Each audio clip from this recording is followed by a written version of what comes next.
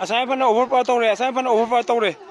public settlement khangdana asai fan overpower am thi tore yong se khrai salam thong dane asai fan overpower tore chiong to asai fan overpower tore hoje khrai salam thong da mongoni dana cookie sana ngoi na mo to ken to da da phal mong dana to yi mam se